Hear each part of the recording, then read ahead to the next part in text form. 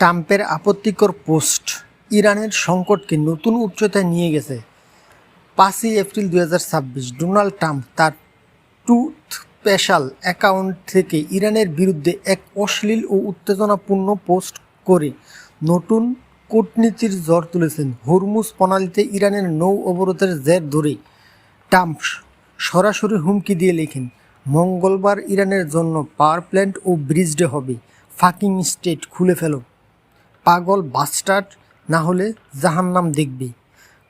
পোস্টের শেষের অংশে তিনি লিখেন, পেজ বি টু আল্লাহ লিখে ব্যাপক কৌতূহল ও বিতর্কের সৃষ্টি করেন, কারণ ট্রাম্প সাধারণত ইসলামী পরিভাষা ব্যবহার করে না।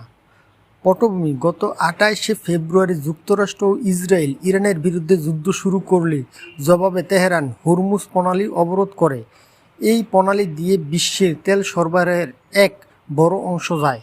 ট্রাম্প গত কয়েক সপ্তাহ ধরে ইরানকে আলটিমেটাম দিয়ে আসছে, প্রণালী খোলা না হলে ব্যাপক সামরিক হামলা চালানো হবে। গত সপ্তাহে তিনি আলটিমেটামের তারিখ 6 এপ্রিল পর্যন্ত পিছিয়ে দেন।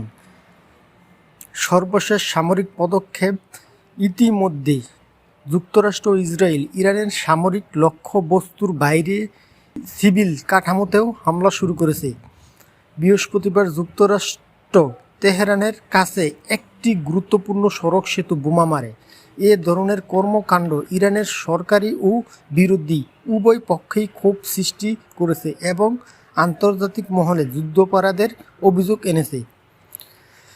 বিশেষজ্ঞরা বলেছেন, ট্রাম্প এই অশালীন ও অস্বাভাবিক পোস্ট, বিশেষত আল্লাহ শব্দটি ব্যবহারে, বাস্তব কূটনীতি থেকে বিচ্যুত এবং এটি হয়তো ইচ্ছাকৃত উস্কানি অথবা ডিফেক্ট বা ব্যঙ্গাত্মক লেখার অংশ। তবে প্রকৃত যুদ্ধ পরিস্থিতিতে এ ধরনের বক্তব্য সংকটকে আরও জটিল করে তুলতে পারে।